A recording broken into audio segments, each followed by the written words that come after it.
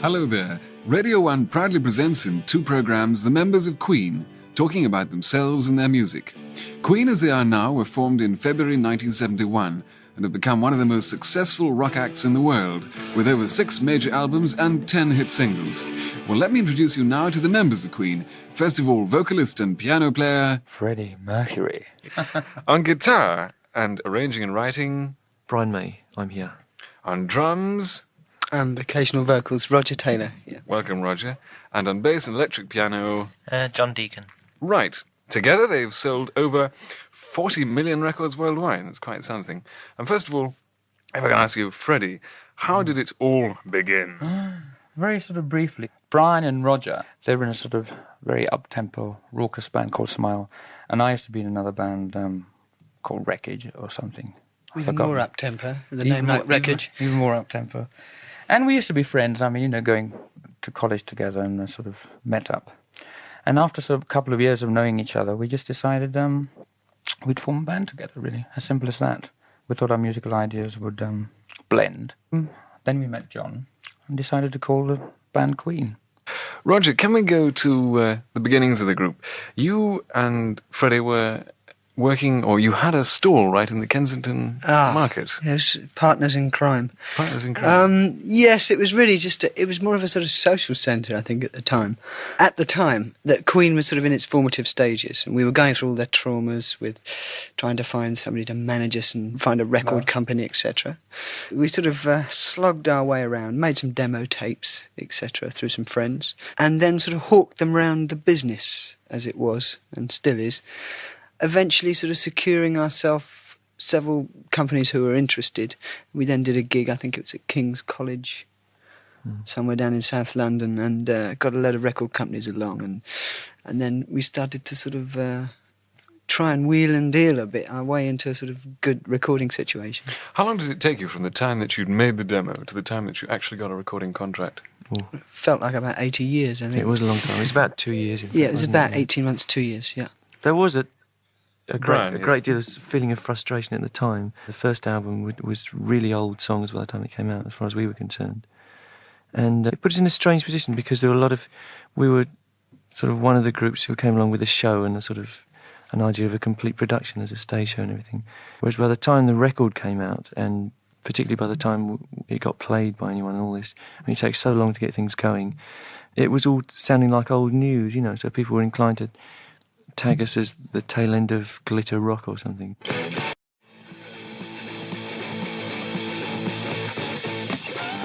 We've had a fairly sour relationship with the music press, as it's called in this country. You don't like the music press, I understand. No, to be perfectly honest, no. But from the very sort of beginning, I think, as far as the musical press are concerned, even now, they like to sort of put sort of up-and-coming bands into a sort of particular bag for what they think. And I think we sort of just rebelled. We wanted to sort of do what we thought was right and not sort of go along with what they were saying. And I think since the very early stages, there's always been this sort of fracas between... Yes, it started from day one with the release of our first album. Plus the fact that before our first actual release, we were virtually totally unheard of. And then suddenly we were... not particularly famous, but heard of at least. And they always like to think they've got one up on you, and they always like to think they've predicted something. Yes. And then all of a sudden there we were. And we were playing to quite a lot of people. And it took people rather by surprise, I think. Was this style, though, that you had created, was that thought out from the outset, or did it just evolve as time went by? There were certain kind of ideals which we had in our heads, definitely certain patterns that we wanted to try and live up to. And I think, to put it crudely, we started off thinking that we wanted to be a kind of heavy group, but with good melodies and with good harmonies. And the other things grew out of that. And the first album was really just putting down what we did on stage at the time. It was quick into the studios and quick out. Even at that time, lots of big ideas about what we could do in the studio if we were let loose for a proper time in the studio. But we saved all that up to Queen 2, the second album. But a lot of the Queen 2 stuff was written at the time we made the first album. OK, well, let's take some music now from Queen 1. The first track we're going to play was about your first single, taken off Queen 1, Keep Yourself Alive. I was told a million times all the troubles in my way. Might you grow a little wiser, a little better?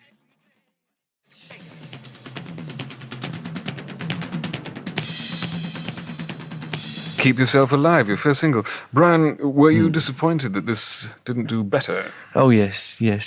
It takes me back very vividly to the time, actually, because this is just the time when we started. We did a few gigs on our own, some small gigs, and then went on the support tour with Mott the Hoople, and went around the whole country getting really good reactions and thinking, yeah, we're really getting somewhere.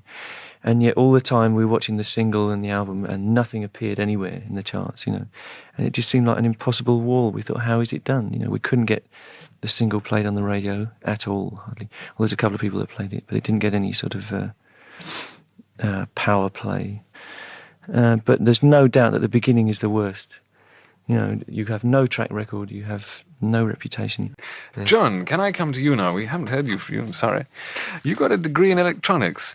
Did this mean that the group all came to you and asked you questions when they had complicated bits of machinery to look at? Not particularly. I used to help a little out in the early days. When we basically when we started out, there was just the four of us and one guy, our roadie John Harris, who's been with us right from the beginning. And between me and him, we used to do a lot in the early days. But now we have quite a larger crew of about 20 who look after it all for us. Well, being in a 32-track studio with all the marvellous space-age electronics all around, do you find it difficult to sort of keep your hands off little buttons and say, what's this, what's that? Well, we do. We all of us try to learn what the studio does. Because it helps to get the sounds and the ideas and to do what you want. And we've all taken interest in what it is possible to do in a studio, technically. Because I think if a musician doesn't understand that, it limits, the ideas that they can actually put down on tape. Now, you were playing bass, yes. First of all, with Roger? No, I came down to London to university, and I was here for about 2 years. I wasn't playing at all. I used to play before I came to university in sort of groups at school and things like that, and then I gave it up when I came down. And after I was here for about 2 years, I bumped into, I think it was Roger and Brian somewhere, wasn't I? Yeah. And I heard, just socially, because they happened to be at different colleges around the same area in London, and I heard they were looking for a bass player. So I said I was interested, and went along for an audition, really. And it happened like that. I think you've been together for about 6 months previously, haven't you? I think longer, actually. Yeah. Oh, you mean Queen? As Queen, actually, Queen with had, the name yeah. Queen. Queen. No, Going through about yes, 3 yeah. bass players a week at the time. Yeah.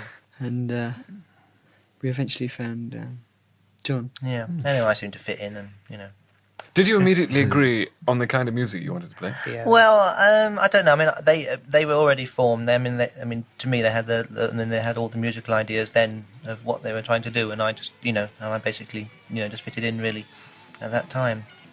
He's very modest. Yeah. Well, my development came later. It took me a few years to settle in. I do like to be beside the seaside. Well, that was the single that broke you, the 7 Seas of Rye, that began it all. Roger, why was there a little bit of 7 Seas of Rye on Queen 1 and then repeated on Queen 2? Well, I think Freddie had half written the song, and we thought it was a nice sort of tail out to the first album. I think we had the idea of starting the second album with the song. With the finished song. With the finished song, yeah. So it would sort of lead in nicely. In fact, we ended the second album with this song, and it had changed a little by then. And we released it as a single because we thought it was fairly strong. Freddie, if I could count you as the man what wrote it, the lyrics, what does it mean? Oh, God, you should never ask me that. They're basically, my sort of lyrics are sort of basically for people's interpretations, really. I think I've forgotten what they're all about. What were the 7 Seas of Rye? It's really fictitious. I know it's like sort of bowing out an easy way out, but that's basically what it is. It's just a figment of your imagination. Really. You have a rather surrealistic approach. Is that the right word? Could I say to your lyrics? Good, an imaginative approach, yes. Imaginative, yes. No, but it's an easy way out. There's covers such a lot of area. It really depends on what kind of song, really. I think at that time I was learning about a lot of things, about actual song structure, and as far as lyrics are concerned, they're very difficult as far as I'm concerned. I find them quite a task, and my strongest point is sort of like, say, melody, content, and I basically sort of concentrate on that first, the melody and the song structure, and then the lyrics come afterwards, actually. Are you influenced by Salvador Dali? Not really. I sort of I admire him, yes. It's It's not as involved as that. I don't sort of take things like paintings too literally. The only time I did do that was in a song called Fairy Fella's Masterstroke, where I actually sort of I was thoroughly inspired by a painting by Richard Dadd, which is in the Tate Gallery. And I thought that sort of did a lot of research on it, and it sort of inspired me to write a song about the painting, depicting what I thought I saw in it. What did you discover in your research about this painting? It's just because, I've come through art college and things like that. I basically liked the sort of artist, and I sort of liked the painting, and I thought I'd like to sort of write a song about it. But we're going to play this track, so... It's on Queen too.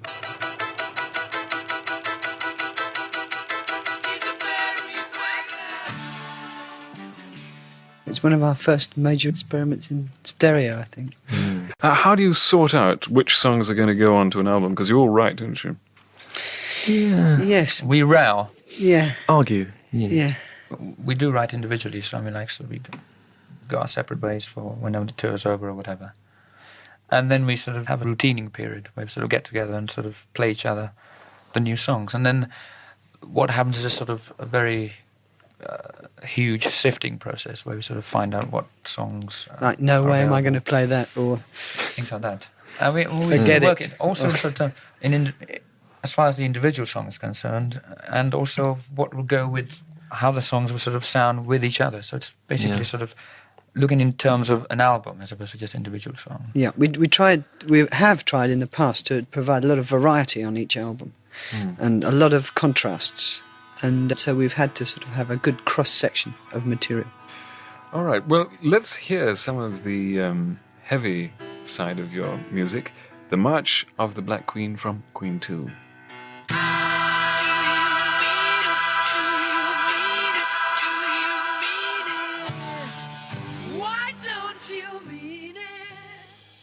I thought it was a good idea to play that because Queen 2 is an album which in some ways is the root of all that happened thereafter, I think. And if people haven't heard that before, I think you could hear that and think that that was something off the new album, really. It still sounds that fresh to me.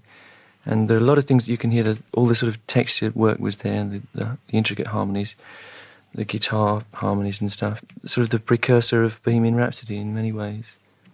So I think that was a very important album for us. It was also the first one which came into the charts. How long did March of the Black Queen take you to record? The tape went transparent. Yeah, genuinely. Those were the days of 16-track studios, and I think, wasn't it? Yes, it was 16-track. You have now 24 and 32-track. But as we did so many overdubs, on 16-track, it was like we just kept piling it on, and it was like that's what Roger means when the tape went transparent, because it just couldn't take anymore. I think it snapped in about 2 places. It'd gone over the head so many times, and overdubbing. The oxide had worn off. It was a big step for us at the time, certainly, because no one was really doing that kind of thing in those days. In fact, when this album came out, we were doing our own first headlining tour after supporting Mott the Hoople and gaining an enormous amount of live experience and a large following, really, for a relatively new band. Well, then, Roger, you went on to support Mott the Hoople in the States, right? Yeah, it seemed a logical step because it had worked so well, and we got on with them very well personally as well, which doesn't always happen on tours, It's always good if the bands that are touring together do get on well. And so we really took the logical step and went to America with them as well. And we did learn quite a lot of them. They were a really good live band. Excellent live band, yeah. We had a very good American tour up to the point when Brian got hepatitis and collapsed, and we had to come home. At which point things looked very black. Well, then you did an extraordinary thing. Having supported once in England and having supported once in the States, you then went to headline straight away in England, and then you went to headline straight away in the States. It was quite rare then, yeah, because we did go to sort of playing the Rainbow by ourselves in one sort of step. We did take a lot of risks, actually. I think most of them paid off. Bring back that Leroy Brown. Bring back that Leroy Brown.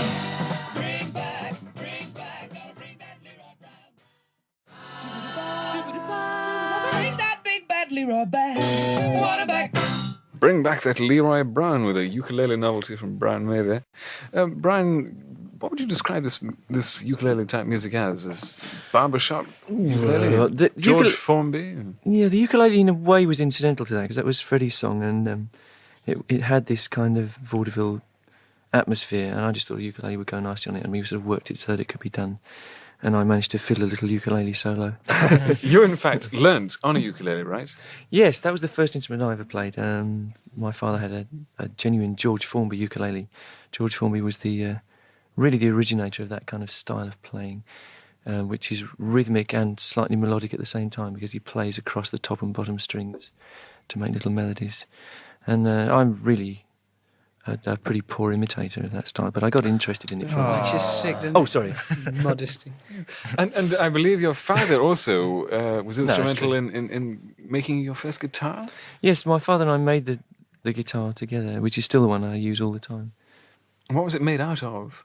Lumps of wood and bits and pieces. It cost about £8 to make in the beginning. I mean, I read in a press biography, I think it was something about an armchair or a fireplace. 100-year-old fireplace, the legendary fireplace. Yes, The things that are coming out of that fireplace. Quite The staggering. neck was made out of an old fireplace, yes. My goodness, you must have been quite a craftsman. Well, we just worked at it for a couple of years because I was at school and it was evenings and weekends and things. I see. And that's still the one you play now? Yes. Oh, terrific. Well, it must be worth a fortune in years to come. So. I don't know, really. It's really not worth very much to anyone except me because everyone finds it difficult to play. Can we come now to your producer, Roy Thomas Baker? Roy half produced the first album, and then he went on to become a full producer. And I think Night at the Opera was the last one, and we co-produced it with him. Freddie, did you select him or did EMI provide him? Well, it was through Trident, really. It was all through Trident, yeah. Because in the early days, the first album, and then we had they stuck us with John Anthony, didn't they, as well? And we didn't really get on with him, so we gave him the elbow after one album. And then we did the second album with Roy and Robin Cable. Yeah, Trident was quite a mecca for producers at the time because I remember sort of all of Bowie's most successful stuff was done with Ken Scott there. Yeah. Let's have another track from Sheer Heart Attack. This is In the Lap of the Gods.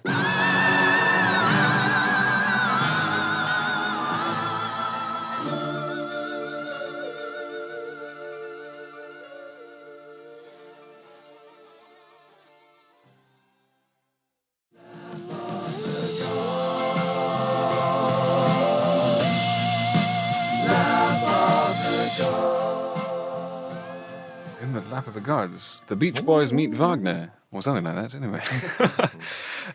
Freddie, was this a sort of pre-runner to Bohemian Rhapsody? It has that sort of operatic feel to it. I suppose it could be put across that way, yes. I was sort of learning a lot on Sheer Heart Attack. We sort of doing a lot of things that was to come in future albums, or was to sort of be used on the future albums. And songs like that, yes, I suppose working out the kind of harmonies and things and the song structure did help a lot in, say, something like Bohemian Rhapsody. It's true. Somebody said this was something like Cecil B. DeMille meets Walt Disney or something, which is more to the point than, say, the Beach Boys. Wagner meets the Beach Boys, yes. Well, now, talking about Cecil B. DeMille, can we come to your colossal stage productions with yes, and crowns appearing everywhere, thunder flashes all over the stage, and you leaping about, bringing ballet to the masses, I believe a quote was. I mean, if you're referring to sort of a certain article about all that, that's meant to be taken tongue-in-cheek. But I mean, it's just that at this point in time, that's something that sort of interests me.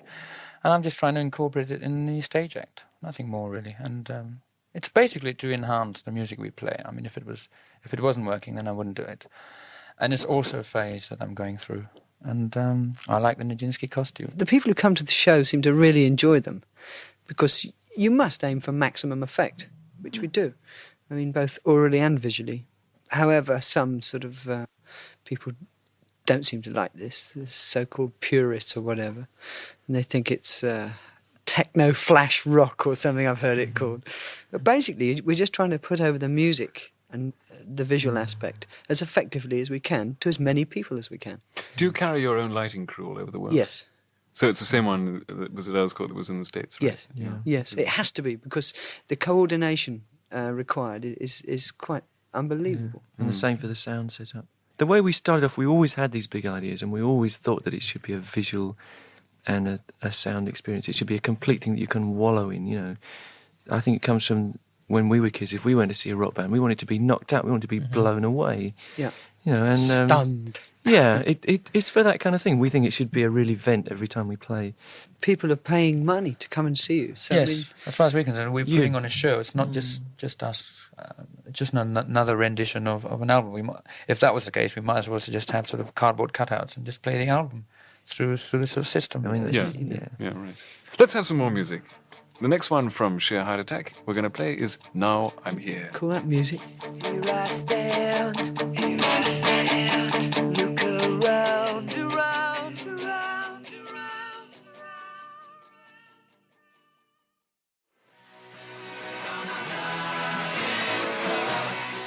Now I'm Here, which went to number 11 in February 75. Do you find that the single helps you generate sale of an album? Definitely. That's what gets you to the mass of people. Even if they don't buy it, and even if they don't like it, they still know who you are from a single. Whereas I think you could have a number one album for 6 months and people still wouldn't know who you were. But we never record any record as a single. It's always just a track off an album that we think might make a good single after we've recorded it. Oh, I see. So you don't go into the studio, this is going to be the one? No, never. We never have. Do you take advice from other people as to what No. could be a good single? Never. No. Next. It never works. Nobody wanted Bohemian Rhapsody to sing, really. Really? Around us, everyone says no one would play it because it was too long and all that stuff. Nobody except us wanted it. But this is not to say that we're always right, because we're not. Well, we're not always right. We've been Choice wrong. of a single is once. a very difficult thing. I mean, there's no sure-fire hit, you know. It's just, there's no such thing. And with, say, something like Bohemian Rhapsody, it was a big risk and it worked. Yeah, Because I think with a song like that, it was either going to be a huge success or a terrific flop. Hmm. And, you know, it was... But it's been we no were bed lucky. of roses. no pleasure cruise. No. Well, we're talking about Bohemian Rhapsody, so let's play Bohemian Rhapsody now. Is this the real life? Is this just fantasy? Caught in a landslide, no escape from reality. This was, for me, so amazing because it was such a departure from anything else that was in the charts in 75. In November, it got to number one and stayed there for 9 weeks, I think, didn't it? Amazing. Something like that, yeah. Terrific amount of time. Anyway, yonks and yonks, and it was fabulous. Freddie, can you tell us a bit about how you recorded Bohemian Rhapsody, the actual technical side of it? You want a few trade secrets. It was quite a mammoth task because it was basically done in three definite sections and just pieced together. And each one required a lot of concentration. The opera section in the middle was the most taxing, I think, because we wanted to recreate a sort of huge operatic sort of harmony section between just the three of us. And that involves a lot of multi-tracking and things. And I think between the three of us, we sort of we recreated a sort of 160 to 200 piece Something like choir that, yeah. effect between just the three of us, as Brian, Roger, and myself. There's a tremendous range just of singing it. harmonies, and Yes. it involves doing it again and again and again and again to make it sound bigger and bigger and bigger. Can you think how many times to get that number of people? Well, divide 200 by 3. Something like that. Yeah, 66. This is for each little part. So Each if you little bit multiply that has by to be done that many times. You have to learn all the very different parts. I think some of them were, how many part harmonies? Because I mean, like there was a section of no, no, no, and we had to sort of do that and sort of different escalating things, and we just sat there going no, no, no, no, no, no, no, about, I don't know, 150 times. going out of our minds. Does one of you every now and again get saying, no more, that's it? Oh yes, All the all the time. time, yeah. all the time. But then the others sort of egg him on and say, well, it's only one more or Depends something. on who's. No, everybody agrees and we leave. Radio 1 presents the second part of Queen. In the first programme, we covered the musical development of Queen from their first album right up to their chart-topping single Bohemian Rhapsody. And in this second programme, we'll be talking again to Queen about their music. We'll be playing tracks from A Night at the Opera, Day at the Races, and News of the World. First of all, then, let's go to Queen's drummer, Roger Taylor.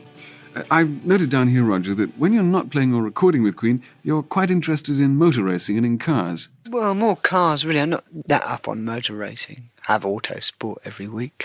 But I mean, really, this is a full-time job. It keeps us so busy. I would never get time to go to any races or anything. I just like cars. They're rather nice. But you have driven, haven't you? Only once, yeah. It was a very minor thing, really. But it gives you a taste, you know. You're not thinking of taking on Noel Edmonds down at Brands Hatch or something? Oh, good God, I'd thrash him. Hear that, Noel? Right. Before he got in the car. Yeah, that's even before he got in. Anyway, that's our natural cue to I'm in Love with My Car by Roger Taylor.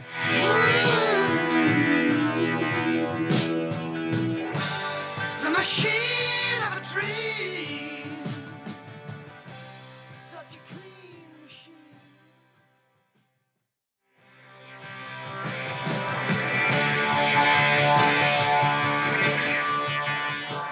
Back to John again. You're playing the electric piano on the next track, You're My Best Friend. How did you wrench the piano away from Freddie? Well, Freddie didn't like the electric piano, so I took it home and I started to... Because I never played piano before, and I really started to learn on the electric piano, and basically that's a song that came out, you know, when I was learning to play piano. I refuse to play the damn thing. What was this a question of ethics or what? Tinny and horrible. I don't like them. Why play those things when you've got a lovely, super grand piano? No, I think it's basically what he's trying to say is that there was a desired effect really in that. It was written on that instrument, and really it sounds best on that, you know, often on the instrument that you wrote a song on. Well, it got to number 7 in July 76, You're My Best Friend.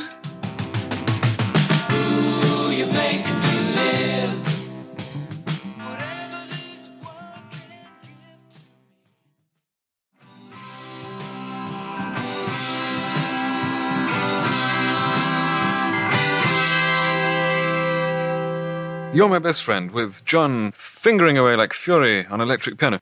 Now we come to the grand subject of marketing a night at the opera. It's a fascinating subject. How did you conceive the album sleeve and everything else, and how did you go about marketing it? Well, the sleeve had a sort of crest on it, didn't it? That's right. And now you've designed that, right? Well, it was an adaptation of an earlier crest that I did. It was done by David Costa, who sort of, worked in conjunction with us, and we made sure it's what we wanted. Since then, I mean, as far as, say, marketing is concerned, it's a huge process. I mean, it covers such a wide area. Yeah, it's like we said before, we should sort of work on the album material, and then we choose a single. In this case, and Night at the Opera case, it happened to be Bohemian Rhapsody, and with that we made a film, which helped us a lot. I mean, we did it with Bruce Gowers. Yeah, we made a film. A promotional in film. rather short time, actually. We were, just before we went out to tour in England, when Bohemian Rhapsody was released, we were rehearsing up at Elstree, wasn't it? Yeah. Yeah, and they just came in one night with a video truck, one or two little bits, and we did it in about 4 hours, didn't we? Yes. And The film opened up a new avenue for us because the film was used all around the world and worked very successfully. I mean, it didn't only just get the record across, it got Queen across, both visually and sort of orally. And now it's really a part of the accepted pattern of marketing a single for any major, or in fact even a new band these days, or artist, to make the record, and they bring out the record, but they always have the film with the record. In fact, you can sell that film around the whole world and literally promote your records with it without actually being there. I think ABBA have turned that into a great advantage, yes. John, how deeply do you involve yourselves with the marketing? We involve ourselves artistically with the product, basically. I mean, obviously the album, the cover, and the film. We were very much involved with that. But as far as the actual sort of marketing, I mean, a lot is up to the record company. You know, as long as they don't do anything that is grossly in bad taste. You know, and we like to keep an eye on what they're doing. Have you ever had a nasty shock, something you weren't expecting? Oh, yes. Yeah, There have been a few things, yeah. Many posters. Yeah, there's been some really bad things. There was one particular example in America we were very upset about, where they put out Liar as a second single. And when we heard it, we discovered that they'd chopped it. They'd chopped a good 60% of it out, just in a pretty random way, and not even done the edits very well. And that was being put out as a single in America, and of course it was a flop. And we've always tried to fight for complete artistic control throughout the world. The normal thing is to send your copies of the master tapes when you finish the album to various countries, and they cut it. Now, in cutting a record, which is actually physically putting it on the disc, there's a huge amount you can do with it, and you can completely ruin a record which has been taken months to produce. And we've got some of the cuts back from countries that we didn't know about. and they've been horrific. It's funny, the first album in America was an interesting example because they put it all through a very vicious limiter, which means that everything comes up to the same level and everything pumps. They call it pumping. So if you have a continuous note and a drum beat on top, then the continuous note goes up and down around the drum beat. And in fact, that improved some tracks, or made them... It's very strange. It gave them a particular we really sound. knew a lot about the studio then. It gave them a particular sound on American FM radio, which we discovered when we went there, that it did get us across very well. And we actually used that on subsequent albums. It's very strange how things can happen. Can we talk about Jimi Hendrix? Because I know Jimi Hendrix has been a prime mover to the group and a great influence to you all. Freddie? He was just a beautiful man. I think he was just a master showman. No, what can I say? He's just a dedicated musician. I mean, he was just everything as far as I was concerned. And I went to numerous places to sort of try and catch his shows. Just magic. And it was really... It's quite sort of a treat to watch somebody just come on the stage. I mean, he didn't have the kind of props and things that we have today. It all emitted from him, from the person. It was just him and the guitar, very colourful, and just it was quite a stage act. And you learnt a lot from that kind of thing. Roger, I believe that when he died, you were at the Kensington Market, right? That's true, actually, yes. How did you find that out? I was... yes. Yeah, I remember... We shut shop in his honour. Yeah, we shut up our stall and went home and had a good ball. Because it was all his records. Really, it was dreadful when he died. For me, yeah. I also believe that when you did your big Hyde Park concert last year, that was on the anniversary of Jimmy's death. It was. Tell us about Hyde Park. How did that come about? It was an idea we had where we were touring in Japan. We thought it would be nice to do something different in England rather than do the same old, tour, etc., the same old places. And we thought we'd like to do a free concert. And the best possible venue that occurred to us was Hyde Park, because it was more central than any other.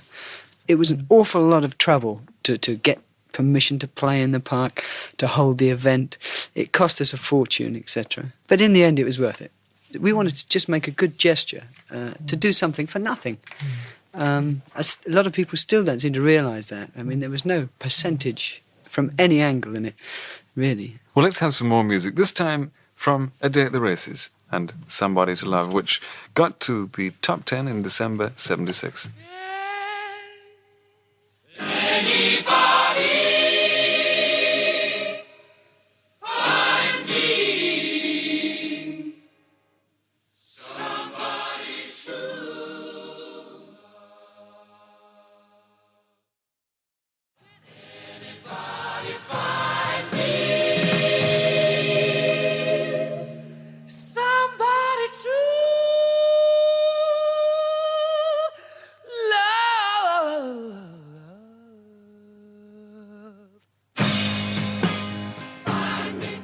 Somebody to Love, with a very gospel-sounding choir. Freddie, was that choir built up in the same way as you did on Bohemian Rhapsody? In a way, yes. I mean, we had the same three people singing on the big choir sections. But I think it had a different kind of technical approach, because, I mean, it was a sort of gospel way of singing, which I think was different to us. And this is me sort of going on about Aretha Franklin, and sort of made him go a bit mad. I just wanted to write something in that kind of thing. I was sort of incensed by the sort of gospel approach that she had on her albums, and the earlier albums. Although it might sound the sort of same kind of approach on, say, the harmonies, it is very different in the studio, because it's sort of like a different kind of, it's a different range. Can we come now to the territories in which you're very enormous? I understand you're huge in Japan. Can we hear about... Sounds as if you swell up as soon as you arrive there. So that's sake, yes. Well, tell us about Japan. Why Japan? I know Freddie sings in Japanese, right? Not all the songs. Only on one song, yeah. I mean, that was more of a tribute, after, I think. That was a long time after. Really. Japan really caught on to us fairly early on. Queen didn't 2, they? I think, was the big one they picked up on, really, wasn't it? And we knew that there was a sort of demand for us there, and so we sort of tagged it on to the end of an American tour. We had a holiday in Hawaii, and then it was sort of logical. So we went there. And we arrived at the airport and suddenly realised it was on a scale different to that which we'd imagined, because there were thousands of people there just to welcome us, and normally you just don't get that sort of thing anywhere. We've had 2 really amazing tours in Japan since then. They sort of seem to have taken us to their hearts. And I think we've had some influences from them, especially Brian, I think. Which brings me to the next one. I mean, how do you get on when you're not on stage? Do you all mix together, or do you all go off your separate ways? I don't know, it's hard to, a bit of both, really.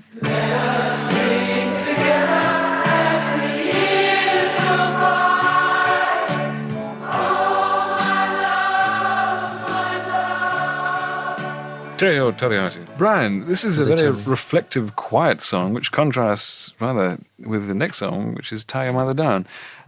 How can we get two such opposite songs on the same album?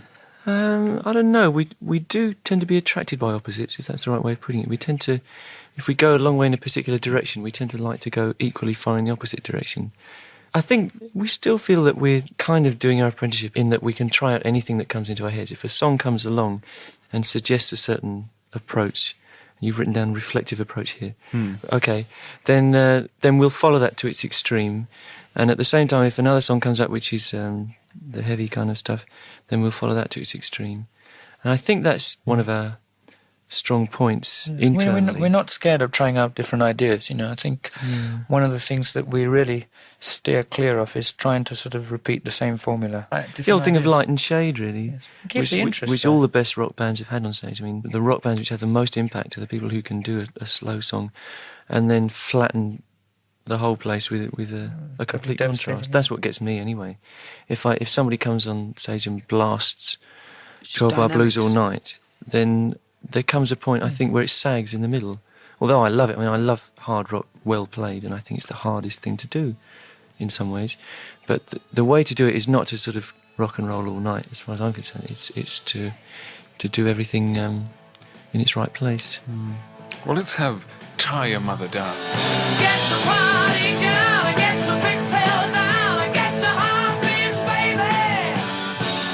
Got my timing right, got my ex all tight. It's gonna be tonight, my little groovy. Now we come to John Deacon's song, Spread Your Wings. John, we haven't heard of you in a long time. Tell us about Spread Your Wings. Just basically just one of the two tracks I happen to have come up with, you know, this year and managed to squeeze on the album. Squeeze is right. John, does songwriting come easily to you?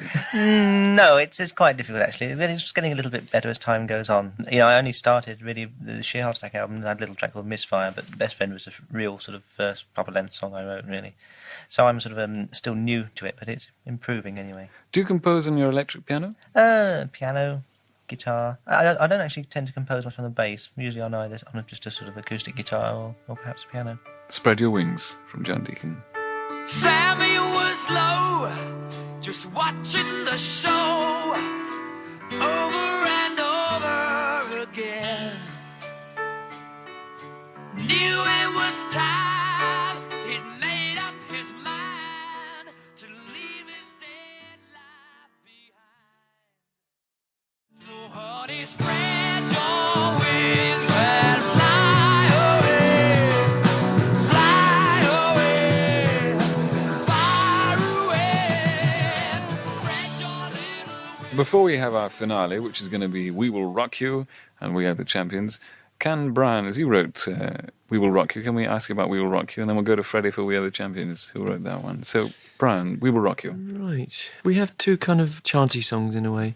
We Will Rock You was an experiment. The thing it's designed to simulate it is the effect of an audience just stomping and clapping and the singing and nothing else. So there's not supposed to be any bass or drums or guitar or anything. The guitar comes in the end and plays along with it. Just an experimental thing, really. And we're waiting to see what's going to happen on stage. Can I just ask you, has News of the World cost you more than A Night at the Opera or Day of the Roses? It might in fact be less. It could be less. We spent less actual time, which was deliberate. We came back from a tour of Europe, which we hadn't done for a long time. We didn't mention Europe, but in fact we neglected Europe up until last year. And we did a proper tour and came back and we had very little time left to make the album. It's really a new departure, you know, because it's a more spontaneous album. All right, okay. Freddie, We Are the Champions. I know you are, but tell us about We Are the Champions. It's the most egotistical and arrogant song I've ever written. Yes. Was it at all influenced by Elton John and Watford? Or? Oh, no. An interesting thing that may be worth mentioning, one of the best gigs we did on the last British tour was Bingley, which is new for us. And we did an encore and went off, and instead of just keeping on clapping, they sang "You'll Never Walk Alone" to us, and we were completely knocked out and taken aback, and it was quite an emotional experience, really. I think these chant things are in some way connected with that kind of feeling, really. Well, gents, it only remains for me to wish you a very successful 1978, and Thank you very much. so much for coming in. Thanks. Thanks, Tom. Buddy, you're a boy, make a big noise, playing in the street, gonna be a big man someday. You got mud on your face, you big disgrace, kicking your can all over the place, singing, "We will